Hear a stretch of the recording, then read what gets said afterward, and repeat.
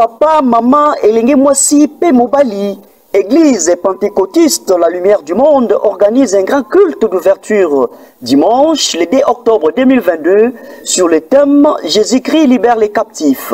Yo motozo tungisama na milimo mabe, yo motokangami na minyololo, kobukanate ya kozongolu avec l'orateur du jour, le révérend prophète Romain Mambepa, l'homme de la parole. Na ebisio mokolowana kafu kafu de kafu kafu yoka alamba na nzambe to pesibino nyonso mbote engomba mobimba ya Kinshasa partout bipa nyonso bozolanda biso suis le révérend prophète Romain Mambepa Ilunga na yeli bosona bino bana na ngai ba papa na ngai ba kolo na ngai ba leki na nga pona milulu minene oyo et bongisami pona la date ya le 2 octobre na 15h30 na commune ya Lingwala na avenue Isange 229. Thème ezali Jésus libère les captifs. Tobengi batu nyonso bao mitema elemba bato ba problème bato bazala ba ka hôpital monga lembio bato bazala ba difficulté la kabiente olotaka toujours bandoto ya mabe toujours zolo tabaolanda na zamba oza toujours na kati bandoto ya femme et mari de nuit oza toujours zo bunda na ko luka mais ça ne marche pas to bengi bino nyonso boya na église Pentecôte La Lumière du Monde oezwami na Lingwala avenue Isange 229 na commune ya Lingwala. Notre référence c'est Mouchi, ce qui est dans 24 au Notre-Dame au côté directement Isange, ce qui est côté à Rompe-Ouleri au koya vers Mouchi pe au côté référence est allé ndaku ya Delphin papa Lutumba Simaro tozali pene naye. Merci Nzambe apambola bino. Balobi dimanche ya le 2 octobre au Kozalande au moni yemoko le prophète Romain yende balobi ngolu mokolo wana okotunati. Voilà, venez vers moi, vous tous qui êtes chargés et fatigués, je vous donnerai du repos, comme l'a dit le Seigneur Jésus-Christ. Cette invitation est venue pour vous. Venez, le rendez-vous sacré, c'est dimanche 2 octobre, ensemble pour être libérés. Vous êtes captifs, vous avez des problèmes, beaucoup de difficultés, vous avez besoin de la grâce du Seigneur, vous avez besoin de Dieu. Alors ne manquez pas à ces grands rendez-vous que l'église pentecôtiste La Lumière du Monde nous a lancé, et ça sera bien sûr, c'est dimanche 10 octobre. Notre adresse c'est Isangi 229, commune de Lingwala, référence Mouchi. Voilà, vous êtes en train de lire bien sûr avec moi devant vos postes téléviseurs l'affiche de cette grande activité, ces grands rendez-vous, des miracles et des prodiges avec le prophète Romain qui est d'ailleurs avec nous sur ces plateaux. Avec lui nous allons partager un très bon moment avec un thème très important, une thématique, voudrais-je dire, importante. Il s'agit bien de la loi établie de toute par la prière. La loi établie de toutes par la prière. Netem Togolobela na Tongo Yalelo. Mais permettez-moi, avant de prendre les prophètes, de vous souhaiter bonne arrivée, un bon moment ensemble avec nous. Pourquoi pas dire bonjour à tous, à toutes aussi. Vous nous suivez de partout dans la République démocratique du Congo. Salutations à vous. Permettez-moi de souhaiter un joyeux anniversaire.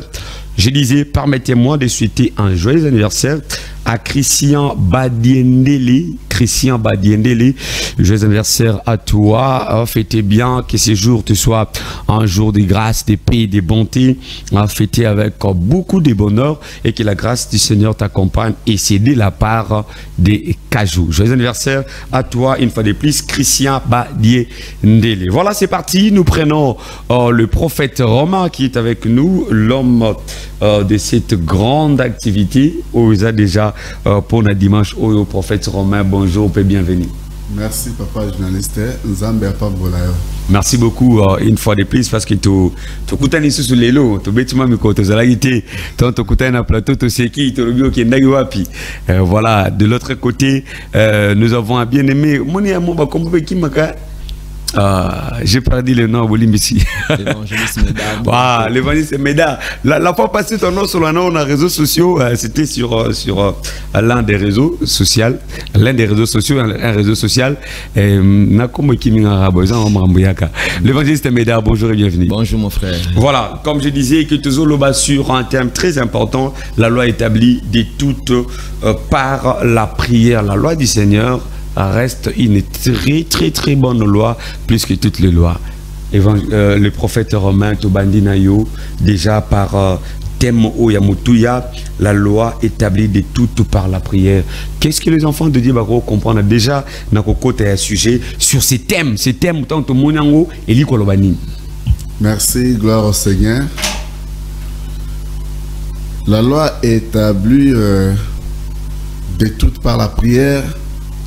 Donc mon bec oyo bato batie mon bec oyo bakoko batie la kabiso mais mon bec wana ekobolana ekopanzana na nguya ya mabondeli mais bato baza koyeba te soki na kati na bango ba réclamation ya ba loi établie eza na kati ya nzoto na bango ezo réclamer bango na ba vie na bango.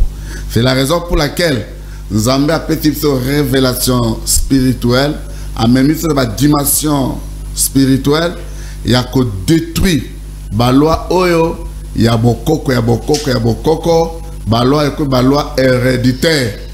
Pour que ba loi oyo dans la moutoise dans la paix de lier, il fallait que la puissance, il y a prière et quota pour être canzela.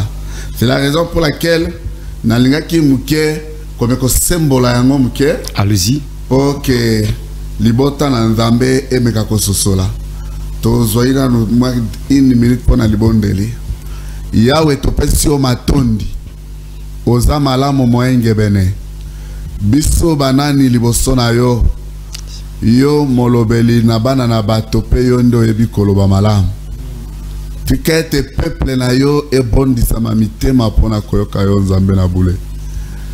Tolingi koloba me mo bondis na mitema pe mo simbi na matoye yo kamalam evande yo Nzambe na biso na kombo na Yesu Kristo. Amen. Amen. Donc quand on continue déjà dans le thème, la loi établie de toutes par la prière. Prophète Romain, vous avez la parole pour Omekako Sembola Mouké par rapport à thème. Merci.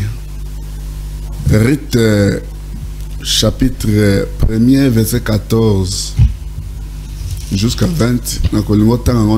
Ruth chapitre 1er verset 14. Vous avez des Bibles à la maison, ouvrez des Bibles. C'est moment, Isaac, un moment malamou. Soyez comme les disciples de Béré, vérifions les Écritures et je crois que Toza la béni. Donc partout dans le monde, prenons les Écritures et lisons ensemble.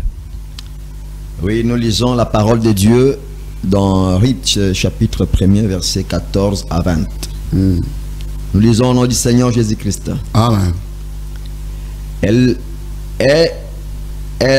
élevèrent la voix et pleurèrent encore.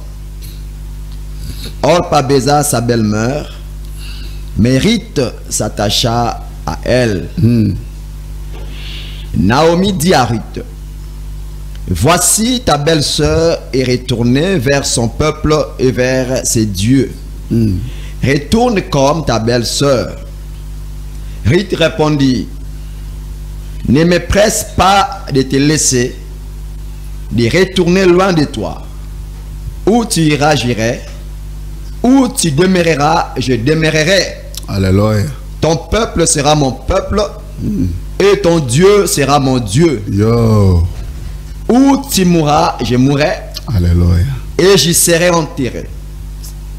Que l'Éternel me traite dans toute sa rigueur, si autre chose que la mort vient à me séparer de toi. Naomi la voya décider à elle, avec elle, c'est ça sans instance. Elles firent ensemble le voyage jusqu'à leur arrivée à Bethléem. Et lorsqu'elles entrèrent dans Bethléem, toute la ville fut émue à cause d'elle. Et les femmes disaient, et c'est là Naomi. Elle leur dit, ne m'appelez pas Naomi, appelez-moi Mara, car le Tout-Puissant m'a rempli d'amertume. Amen. Amen. Parole du Seigneur. Amen. Bien-aimé, shalom, mipai bozolanda biso. Nalingi tomeka kosolo la moi muke. Na problème, il y a loi établie détruite par la prière. Naomi, na mobile ne baza bato a Bethlehem. Et comme qui na moment moko nvale kota ki na Bethlehem. Bethlehem, ils ont signifié que ville y a pain. Donc mboka ya lipa. Babima ki Bethlehem pour na kokende ko se réfugier na Moab. Or que Moab, Bethlehem, ils ont mis na Asie mineure. Au moment que Bakei ko se réfugier na Moab. Tango ba komi ba s'installer na Moab.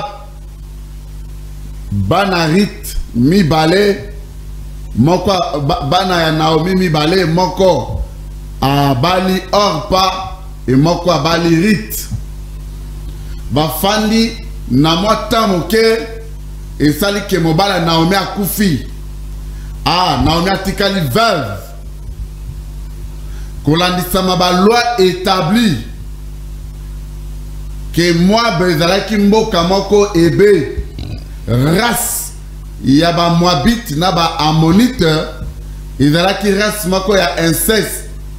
Donc ezalaki race ebimaki motindo longo banite ebimi na kati na lisumu et entre ba Moabite na bato na Bethlehem relation vraiment ezalaki malamu te.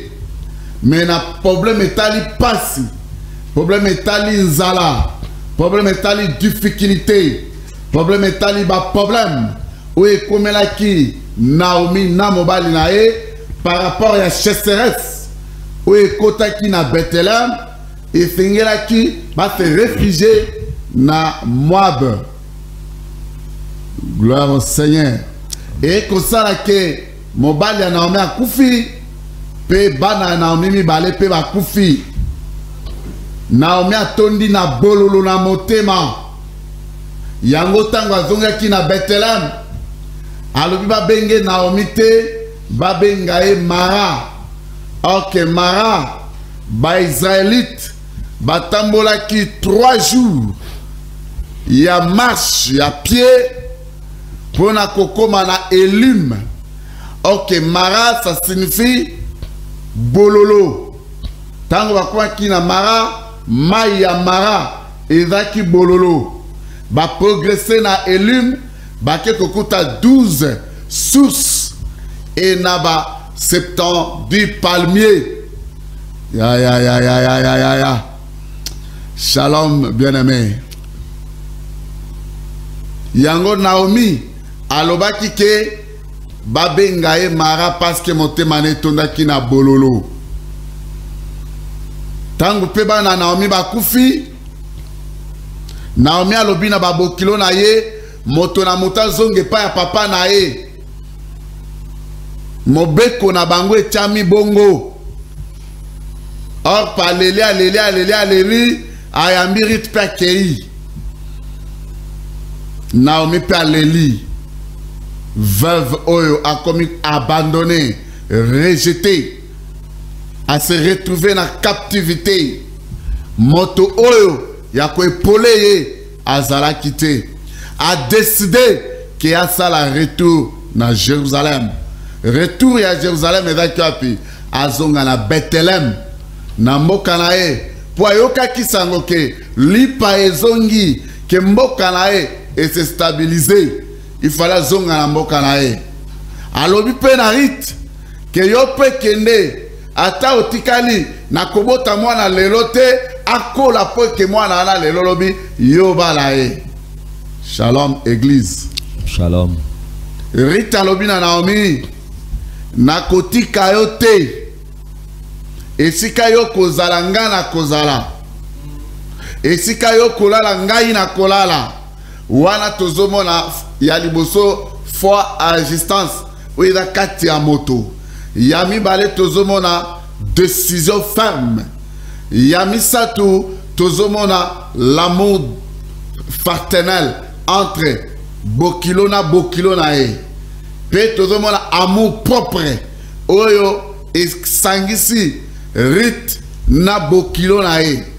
Alors tango ba telemi pona kokende rite ba betelemiste ba ebike ba moabite ba na bango ba koyo kanate litatoli na bango eza mabe loi établie na bango eza mabe ba mérité kofana na ba israélite sika moko te. Or nanzela ya rite loi établie et bukanaki peut-être yo ba loi ya coutume na bino o kodja o esalaka ba tour epa ya oyo mais yo mtoko buka ba loi wana parce que bato bakufa te bato bakufa ba mort subite bato ba difficulté te à travers kondima na yo à travers foi na yo à travers liloba na Nzambe oyo ki ekobuka ba loi établie. Or que loi établie ezanine eza ba loi o ebongisami na ba coutume na biso kato uti coutume na bino et peut-être kodia eza chance eza Nzambe na bino peut-être na bangandi eza toro toro réclamer peut-être na baluba eza pe na coutume na bango na baswahili eza pe na coutume na ngo na bangala eza pe na coutume na ngo na basongi balubakati. Donc chaque tribu eza na ba loi établie. Or que lokola tondimi Jésus Seigneur et Sauveur sur la croix il a dit tout est accompli. À cause il y a Jésus sur la croix toutes les lois établies renversées. Tous les lois établies, renversées. C'est la raison pour laquelle tremblement et salemaki, tous les genoux fléchira devant l'Éternel. Ma loi établie ndenini. Ma loi établie ma bongis na bokoko. Oyo batia moto longolango te, mais à travers la prière et kolongwa. Yango moni rite tangwa zongi akeko travailler na elanga ya Boaz. Boaz a tout ni que moi so ya zalinan. Pour que va témoigner rite bien, il fallait décourager Boaz. Balbaza Moabite. Parce que ce qui Boaz a yébike, moi je suis Moabite, a co-chassé, n'alina ebisayo, bako kangela yo porte, nzamba au fungo la fenêtre, bako kangela fenêtre, nzamba kotobo la tol, ya, loko la moto est malade, Jésus. Atondi na kachanda kuna bato ba memi moto malade ba mona ndenge ya kosala te bato bolitol ba bwakie na kati pe muto wana zwa ki solution. Cela veut dire ba loi ekangio de première à quatrième génération. Moi je déclare que ba loi wana etikayo ba loi e blokayo na stérilité ba loi e blokayo na chasseresse ba loi e blokayo na bandoto ya femme et mari de lui. Le moment est venu. Yo zwa okozwangolo lokola rite malgré ba décourager ki Boaz malgré ba sala ki tout Boaz a sepela ki na comportement ya rite azalaki sauvé azalaki racheté par le sang de Jésus-Christ de Nazareth. C'est la raison pour laquelle Boaz a qui kobota Obed aboti Esaïe abotaki David. Or que na descendance ya David, c'est là où Christ aye. Et si kayo po uti angoana. Ya. Béni soit Elohim. Bien-aimé dans le Seigneur, merci. Todos zelayo le 2 octobre. Et tikali kaka mukolomo comme balé na 15h30 tokutana nayo le démon tremblera mukoloana Satan azana kokoso. Merci papa. Merci beaucoup prophète Romain. Tangoloba, je sens là, je suis pas dans les blagues certainement. Tangoloba, je sens Mutumoka Zoloba avec confiance en Nzambazanaye, à Yebike, Nzambo Nazanaye aza capable ya quoi accomplir des miracles. C'est pourquoi na kotipeka wana na kati parce qu'ils en a battu wala ndabiso tobo sanate bananzamba na ba problème et belé bato na ba problème. Mais maintenant de comment Zolanda yo oya s'est retrouvé parce que toujours la loi établie détruite par la prière. Ce que ezana mutu mo Zolanda yo oyo yena ndaku ana problème à comprendre pendant na ndaku na bango bana loi moko boye banda babota mati bakomi lelo na famille mutazu musala malonga zate soit yaya azwaki katani leki azwaki azwi salaire malonga te baza ko se retrouver na situation wana eza lokola loi moko boye na famille aolanda yo siko aomituna qu'est-ce qu'il faut faire parce que bango ba se retrouver na loi bongo na famille. Merci papa journaliste. Ya liboso soki mutazwami na kati ya ba loi établie alingana no nzambe liboso soki alingi nzambe balobi okoyeba bosolo pe bosolo ekosikola yo mais koyeba bosolo na bilobaloba ya bato te à travers écriture na kozongisa yo comment loi établie détruite par la prière. Exode 32 1er jusqu'à 10. Ba Israélite Nzambe a récupéré Moïse na pays ya ba Madian na maboko ya Jétron et quand Moïse a se réfugié a komaki combattre la ba pate ya Jétron et quand Moïse a zwaki mwasi éthiopien mwasi mopaya Nzambe alobi na Moïse na yoki pasi ya peuple na ngai baza na kati ya buumbu bimisela nga bato na nga la buumbu kolela na bango komi api na matoi na nga awa nazo keno na Exode nazo talso koma moto azo se retrouver na kati ya ba loi établie. Nzambe abengi Moïse na Mont Sinaï. Mont Sinaï, ça signifie la montagne de Dieu. Moïse a mati na Mont Sinaï, a oumeli 40 nuits et 40 jours. Tant Moïse a quitté les anciens, babani kotungisa Aaron, que bazomo la clarté, bazana besoin ya Nzambe bango balingi bamona. Ok, bato wana bazalaki komi kotisa na kati ya loi sans le savoir. Oko comprendre papa journaliste.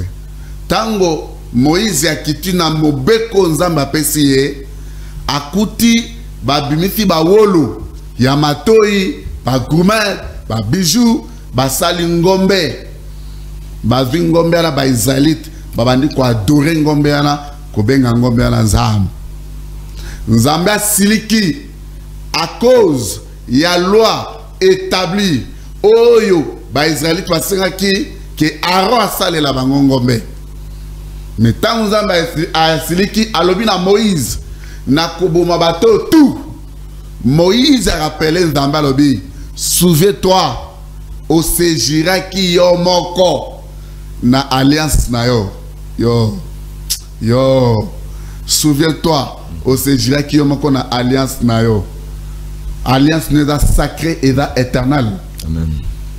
Kobo ma peuple yote basali mabe Nzambe alobi na Moïse kita. Tant Moïse a kitaki Moïse azwaki meko pouvoir ya ko détruire statue ana etelemaki lokola loi ya binzambi banzamba bikeko banzamba statue banzambe ya bal statue ana il a ko représenter l'autre côté parce que keko elobakate mais bato basali loi ya ko benga yango Nzambe. La Bible dit la colère de Moïse tant Moïse a bwaki mobeko ya bapesaki ngombe wana komaki mai bato babeta mi fimbo na Nzambe pour que Nzambe atalisa Israël qu'il est Dieu souverain créateur du ciel de la terre omnipotent omniscient.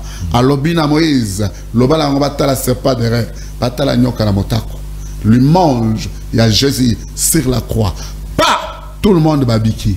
Voilà, il fallait qu'il loi et dans la détruite.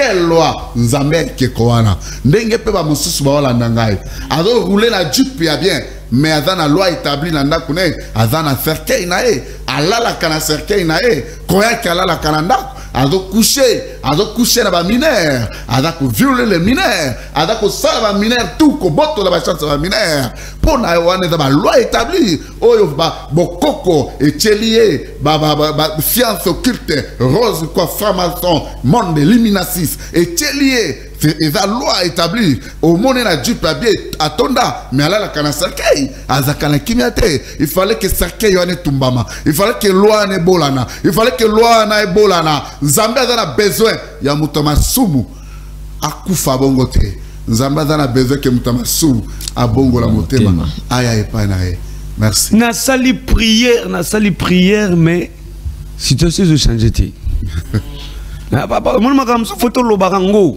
na l'église on dirait moko lo bamara mingi te na bata sali prière mais situation ils ont changé te le prophète Romain lobi ba loi eza détruite par la prière mais bongo pona muto asambeli inani des ans mondé likambo tourner ka wana évangéliste muto wana salani asambela mabe tout isa bamsuku maman lo ba pasteur église c'est kana nguyate qu'est-ce qui se passe au juste parce que to lo belande loi ya asambela bimana mobe comment ya famille ma bimate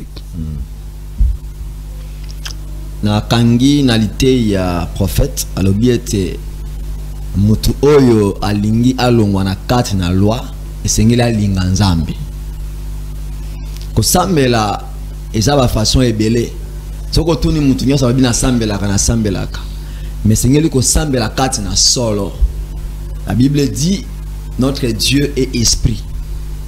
Ceux qui l'adorent doivent l'adorer en esprit et en vérité. Donc il faut prier dans la vérité et dans la sincérité du cœur. Jean chapitre 4 verset 23. Yangone et comme mamutu na kati na délivrance, na kati na libération. Mais ceux qui osent ressembler là, dans ceux qui à l'influence, dans ceux même qui n'est qu'une église parce que papa na yo azam osal na nzambe, osambé là parce que et dans kati na ndako sengeli qui n'est qu'une église par formalité. Mais votre cœur n'est pas en Jésus-Christ. Vous en avez besoin. Il y a koyamba Yesu kati na motema na yo. Vous en avez besoin de repentance. Vous en avez besoin de te musai na nzambe. Aïbana ko bonde la pona yo.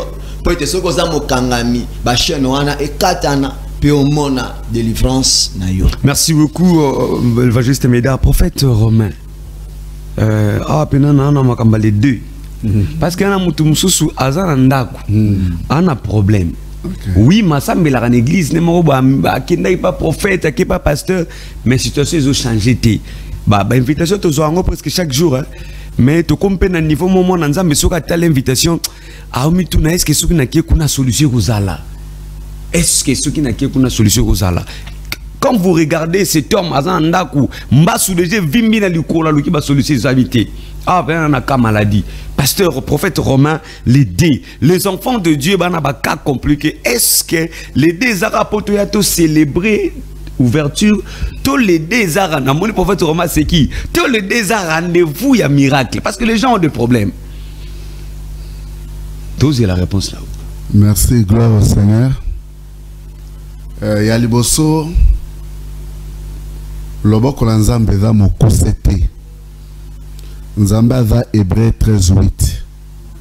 Il est le même hier, aujourd'hui, éternellement.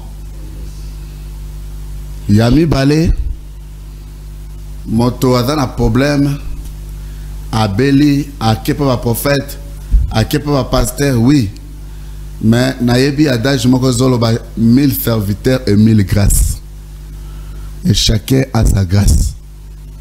Moto na moto a la grâce naye. Si ton Dieu est mort, enseigne le mien. C'est que moto na moto a la grâce naye. Yami Balé. Okoko zaloza na mbasso. Oza na problème songolo. Mais koya pene na biso tokoki kopesa yo orientation pour que likambo oza na ngo esila yo. Na gopeso témoignage moqué.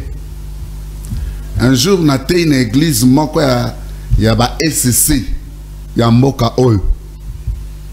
C'était à 2000 2010. Natei, na moment de délivrance, Nzambe a lobby na nzela na nga. Donc là mon message na mon camp d'église que dans une semaine on va frapper na mbas na makolo na yo. Kota mabonde la mikolo mibale pour que vous allez épargner. Mossa Luana, c'est un révérend. Ada papa devant moi. Et n'a respecté que Ming. Mais le coup là, papa, rien n'empêche qu'il n'a commis sa message aux Ambaïbi Singaï.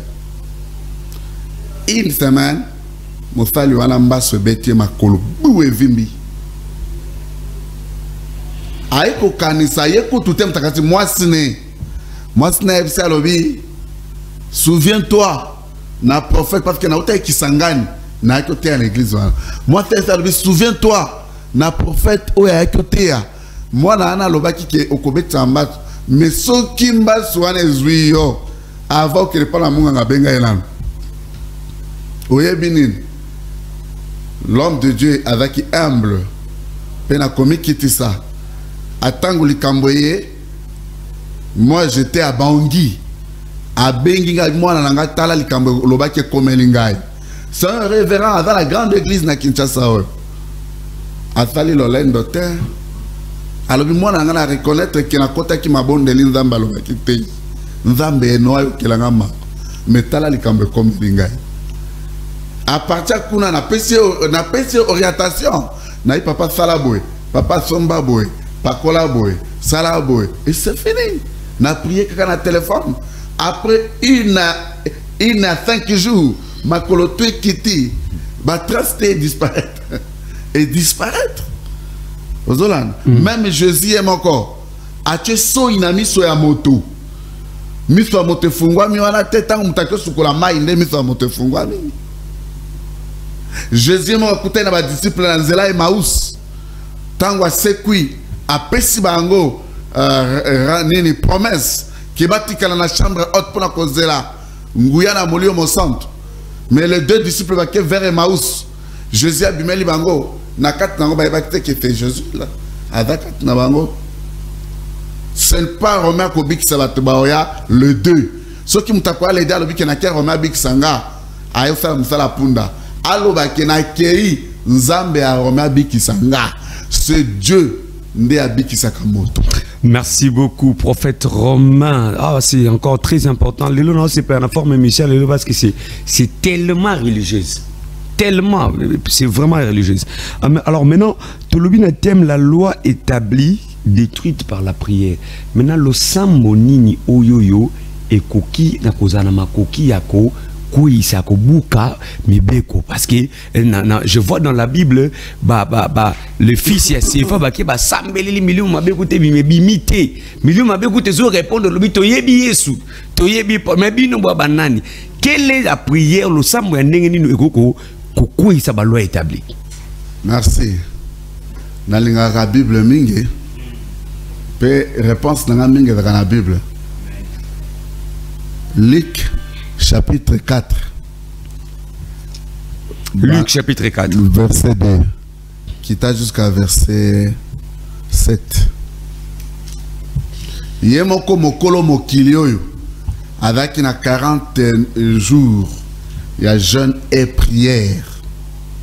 Et dans la prière, oyo kolongwa la jeûne. Et dans la prière, oyo nous avons inspiré prier pe mutu à Moniclaire. Mais dans la démon mosusu babimaka na eta ya jeune na nyoso démon abangaka kombo ya galo ya motote abangaka pratine bombete démon abangaka oza molai to mukuse to oza na bagarde de corps ndeki démon abangaka te démon abangaka seulement quelque chose de Dieu. Quelque chose de Dieu, c'est trois choses: la crainte de Dieu, la prière, les noms de Jésus-Christ de Nazareth. Parce qu'il faut que Jésus baza ebele. Baba Jésus bazali. Mais Jésus on a mis na plateau, c'est Jésus-Christ de Nazareth. Il est vivant parmi les vivants.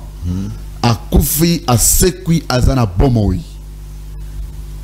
Ce qui moutandimi Yesuana, Jésus-Christ de Nazareth, combo aneza bombe anatomique na monde à ténèbres, na monde scientifique, na monde occultiste, na monde pandémonium, na monde malgariste, ba koka ka pouvoir, il y a Jésus-Christ de Nazareth était parce que ba yebi ezana nguya.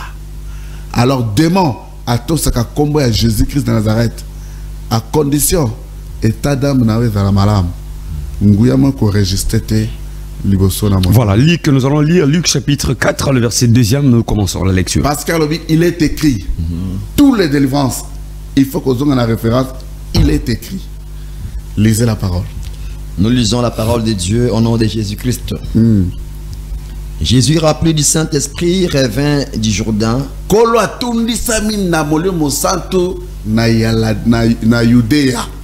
Et il fut conduit par l'Esprit dans le désert,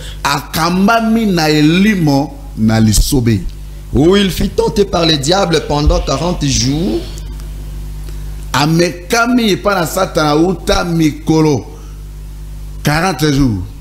Et ne mangeant rien durant ces jours-là. Mais avec l'autre côté, et là tu vas 40 jours tout le monde là. Oh, tu donnes 40 jours à prière, mais pasteur a d'autres qui font dans la chambre. Tu donnes 100 jours, mais tu as d'autres la foufou mon na ba porte ba omela. Alors tu as d'autres konda alléluia alléluia. Mais bino bozo mina foufou na katanda te Jésus. Pasteur mo adama ki déjà kala. Bandimine bazonyo kwa. Bandimine bazo dabe. Wana pesoka yi bozo embate, faut être fort pour za makasi mais yebo atindika kifufu. Bozo la fort.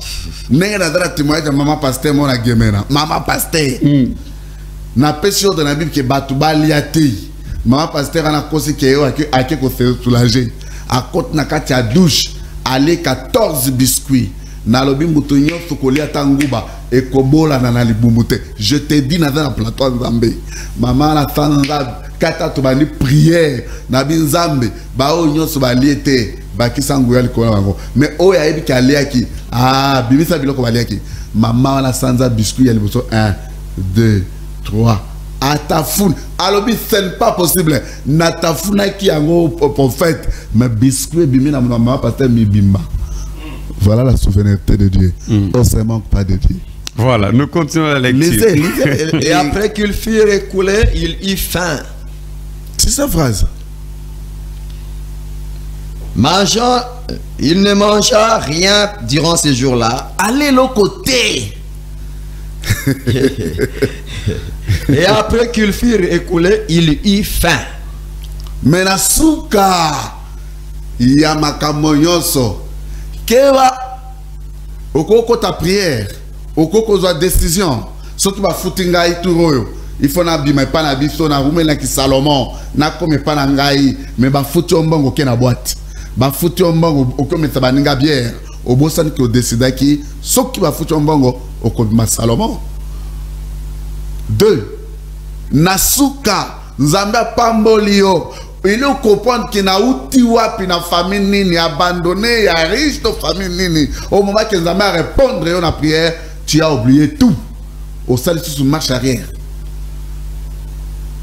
Au koloba ke balokio na tata mwati to balokio na bandeko. Non, yo moko zando ka vina yo. Mais na suka ndesika diable terre makapona ko tenter. Outi jeune, mais Satan zo zelo na ndako alobi même. Mobile alobi mwasa ko sentinga lelo oti prière mangenge wapi ka kendaka menanzela ba yibi ombongo na porte-monnaie Nzambe na uti prière Nzambe mona ta prière. La Bible dit Dieu sait tout et Dieu voit tout.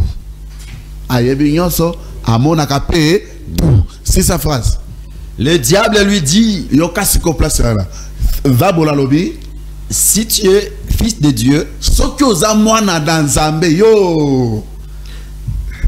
ordonne à cette pierre qu'elle devienne du pain. Satan a dit que Jésus avait un ordre à couper sa libange comme un lipa. Satan yebi que Jésus dans l'angouya ya ko bongo la libange comme ali parce que comme ça lo baki bongo allez kita. Jésus lui répondit, Kola lo binae. il est écrit, Et comme ami, et l'autre quoi liboso, ngouya mon côté, esprit mon côté, maléfique kabarashika, esprit mon côté, ya monde d'élimination, esprit mon côté, ya ça toquete, est-ce que ma scientifique que vous avez au langage, Nazo babino, Jésus revient bientôt, bobongo la vite malabino, Jésus revient bientôt, esprit mon côté qu'on résister devant le nom de Jésus-Christ de Nazareth. l'homme ne vivra pas de pain seulement. Motokobi kana bangateo. Mais De toute parole qui sort de la bouche des dieux. voilà. Lui le balanza me dans moboko. Lui le balanza me dans moboko. Oh lingale zolo moboko. Oh lingale zolo moboko. Allez-y, Le allez-y avec diable les l'a lectures. élevé et lui montra en un instant tout le royaume de la terre. Et ceux qui ont la tête zabola memie a memie pe la kisie bomengo to ya mokili. Nous ka salaire. Yesu ne mokolo bomengo. Et lui dit, Alobi. je te donnerai toute cette puissance Oyebi pourquoi lobi ke na kopeso pifonyo soyo. Parce que utanzamba boka ki Lucifer na mabele oyo. Alongola ki nguye pa na Lucifer te. Aboka ki Lucifer na nguya, ange de lumière na nguya. Pona kotalisa, mais la différence il y a Malachie 3:18 que notre Dieu mettra la différence. Ba oyo ba faire la zabolo, ba oyo ba faire la nzambe. Kita. et la gloire de ce royaume, car elle m'a été donnée Kembo yabozala na mokili oyo po epesa meningai. et je la donne à qui je veux. Nazopesa ngo na moto na lingi wana satana mokosi. C'est la raison pour laquelle bato belé oyo bakoki pasité oyo bakoki mignon côté tala langage satan ko sakabango yangwana ke o to pesa meningai o to ezali yangai boya epalanga tango ki obomi mwana no obomi mwasi na yo o sacrifier ndeko na mbongo o sacrifier bango okolia ngo yo na nani. Et puis si mo bando bisimba mutu na yo satana oza mokosi. Kita. Si donc tu te prosternes devant moi, elle Ça sera toute à toi. Ça c'est l'abomination. Et Jésus lui répondit, Ah, yes, ya no lié. il est écrit, Il est écrit. tu adoreras le Seigneur, ton Dieu, et tu le serviras lui seul. Ayo. Moto okogumba melaka ka nzambe. Combien bogumba meli bato na mokili oyo? Waouh. Combien bo adorer bato na mokili oyo? Au moins na pem to poster na ba pesi oyo yango te. Combien bo yembela bato ba dialelo na mokili oyo? Ake azui poster bien sominda kwa tole ya bleu, na tole ya rouge, na tole ya noir. Abosani ke pouvoir to fonction oyo ye azui yondo yembela ke dialelo. Pitié.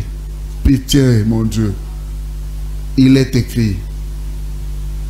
Moto akobi kanelo bananzab. Il est écrit. Tous les genoux fléchira devant l'Éternel. Merci beaucoup, vous êtes nos invités. Certainement, vous êtes nos invités. Nous vous invitons à ces grands rendez-vous. Le 2, c'est déjà dimanche. Les 2 à partir, il y a 15h, le prophète romain à Kozalawana Yemoko, 15h, Tokutaniwana, 15h30 jusqu'à 18h30, Tokutaniwana affiche Yangwana Liboso. Il y a écran Avenue Sangui numéro 229, commune de Lingua, la référence Mouchi. En tout cas, sur Komiwana, nous serons là avec le prophète romain pour participer à ces grands événements et je crois que nous allons même couvrir l'événement. Donc venez là et Kozala Malamu Mingi. Notre numéro est là affiché au bas de vos postes téléviseurs.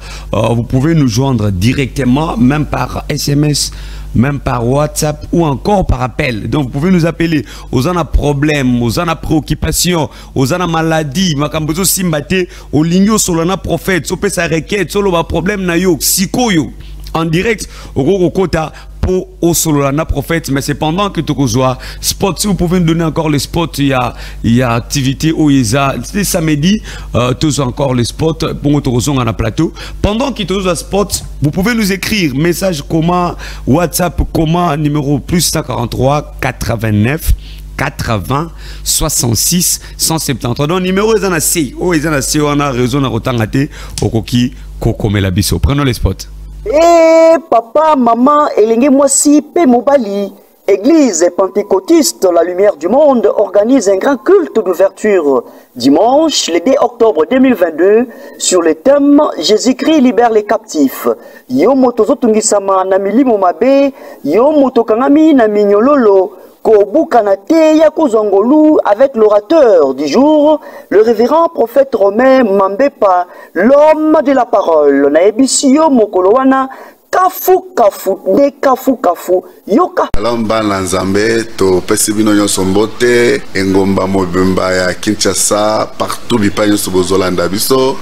Suis le révérend prophète Romain Mambepa Ilunga na yeli boso na bino bana na ngai ba papa na ngai ba kolo na ngai ba leki na nga pona milulu minene oyo et bongisami pona la date ya le 2 octobre na 15h30 na commune ya Lingwala na avenue Isange 229. Thème ezali Jésus libère les captifs. Tobengi batu nyonso bao mitema elemba bato ba problème bato bazala ba ka hôpital monga lembio bato bazala ba difficulté la kabiente olotaka toujours bandoto ya mabe toujours zolo taba olanda na zamba oza toujours na kati bandoto femme et mari de nuit oza toujours zo bunda na ko luka mais ça ne marche pas to bengi bino nyonso boya na église Pentecôte La Lumière du Monde au ezwami na Lingwala avenue Isange 229 na commune ya Lingwala. Notre référence c'est Mouchi. Ceux qui ont 24 au Notre-Dame au côté directement Isange, ceux qui ont côté à Rond-Point Ouleri au Koya vers Mouchi et au côté référence est allé Ndakuya Delphin Papa Lutumba Simaro Tozali Pene Naye. Merci Nzambe apambola bino. Balobi dimanche ya le 2 octobre au Kozalande au moni yemoko le prophète Romain yende balobi ngolu mokolo wana okotuna. Voilà, merci beaucoup. Nous sommes de retour après ces spots. Oizako Laksabiso adresse, Sabiso communiqué par rapport. Il y a grande activité autour de un grand culte où il y a délivrance miracle et ça disponible par la grâce et l'onction du Seigneur Jésus-Christ. Mais j'ai une question ici, pasteur prophète Romain. Combien lobby bonjour, je vous suis depuis quelque part. Tuna et pas un prophète, excusez-moi,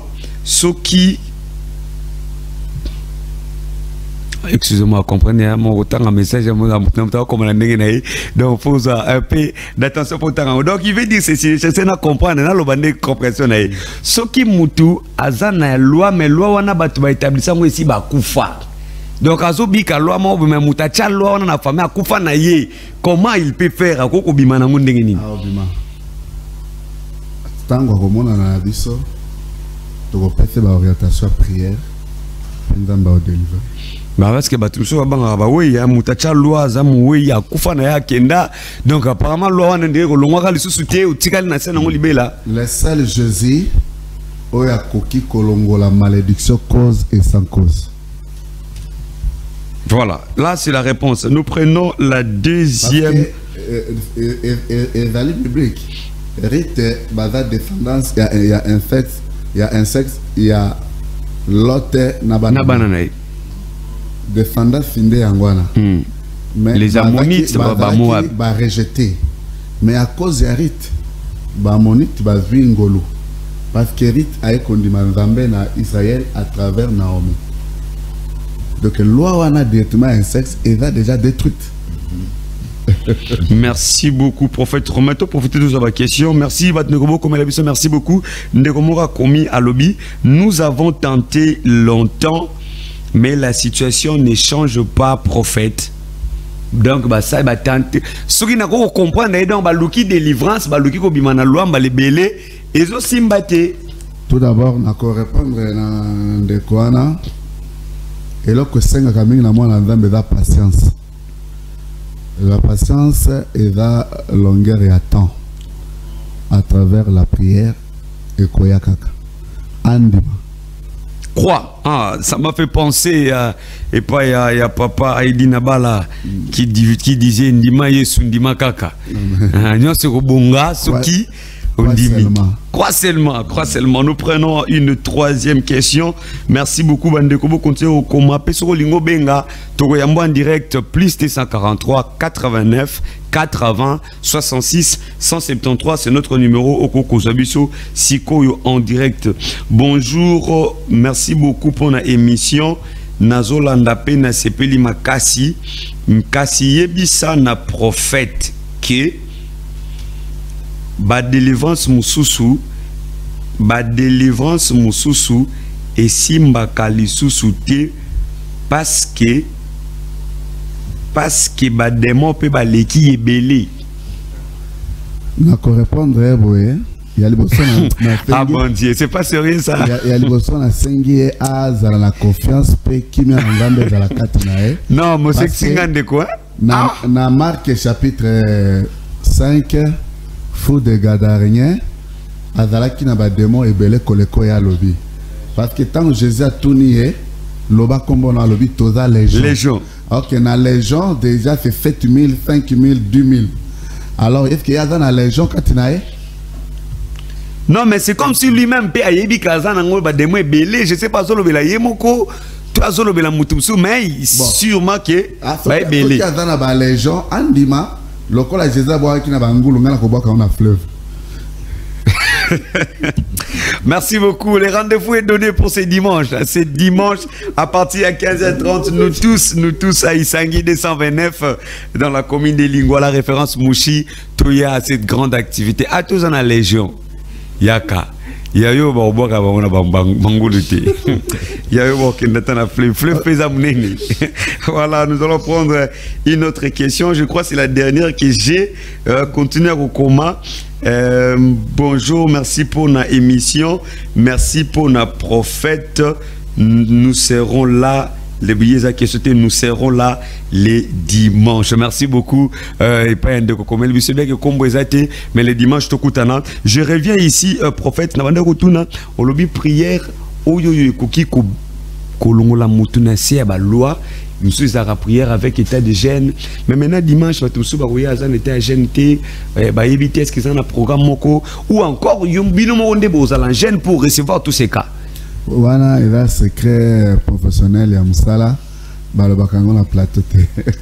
Bon, c'est quoi pour na bateau bazo ya do baya na bango kaka. Yo ya papa ya no kaka. Msubo ko no gêne te. Oye no kaka. Ezali kama nzambe. Père spirituel nanga edina bal. Abandaki ataboye soki alobika ka pokea kwa jina la Yesu obiki. Crois seulement obiki. Et puis avec ko forcer tout le monde na batulelo. Bazwa kingo ya mutu balingi babukango ebuka na tiko yo ezaki pete ya komona to bacha mutu akoma lokola punda nde ba matele pour délivrance non biso toza toujours na idéologie à notre père ya papa na ngai Aidina ya papa na ngai Sefas Machudi ça dit toza na idéologie wana donc à part prière toza na elo mususu te ya kubakisa ti soki nzamba simbio asimbio. Merci beaucoup. Il nous reste quelques peu de minutes, mais pendant ces quelques peu de minutes, permettez-nous à notre acte et invitation. On nous dit ici, thème Jésus-Christ libère les captifs. N'est-ce pas que ça thème les dimanches, mais Moutazanda quoi lingaye ba captif anani a se retrouver na kata ba captif poya. Dans mon lobby à libérer ba captif. Ce qu'on dit en total, nani za captif. Pour qu'il y ait le dimanche, on captif. Je crois que la question est pour que tu répondes à l'invitation. Gloire au Seigneur. Un captif est un mouton à un kangabi. Na kozonga la Bible, na Acte chapitre 12, le verset 1er, Pierre azalaki captif na maboko ya Hérode. Wa on entend babomi Jacques ndekonae. Moi, ça m'a convaincu moutou na ye. Il fallait que Pierre peut pas gorger ye. À se retrouver dans la captivité, na mignololo na makolo. Il y a aussi comment on affiche n'abso Maboko ils en a chaîne et katane. Mais ange aye a beti mbata à Pierre na pandi à Pierre, il y a liboso chaîne sanini et katane. Et ami bala eta lobi suis-moi. Kolandanga eza langage mi balé na bokeseni. Tant ange adol banaye suis-moi, cela veut dire landanga nzambe. Ange de l'Éternel ayaki kobi qui fait Pierre.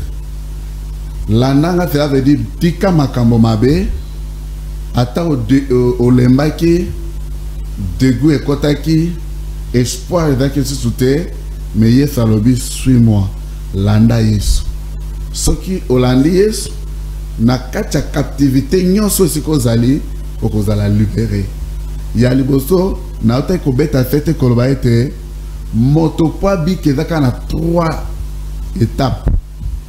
Kondima kolo Yesu kola mokonzi pe mobikisi ko accepter liloba oya yoki pe ko tiango na pratique et c'est fini.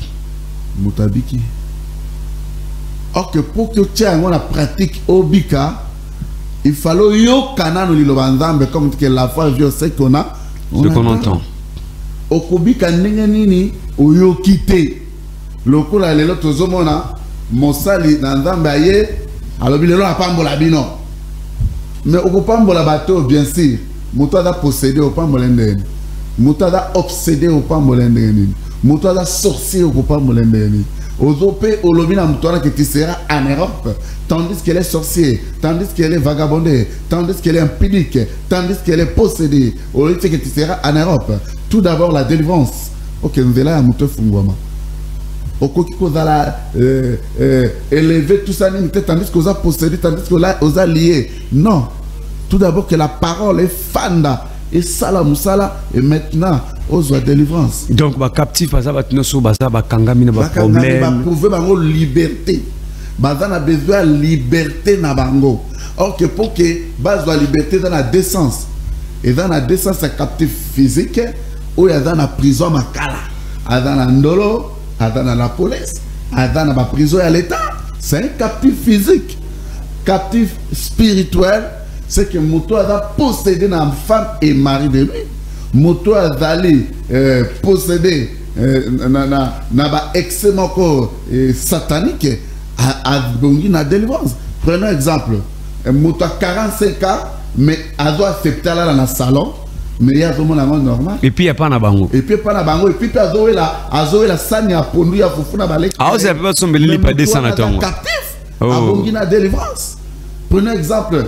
Maman boti bino belé mais bino bokuma ko bota bana na bino boko notiki na mama na bino bokola mais mama wana mkoloni ko sepela pe na bomengo na bino mama wana mkoloni ni pa ko bakina boti bana na sepela mais tandis que bino bozo tchaka bazen pour mama na bokola vous êtes les captifs.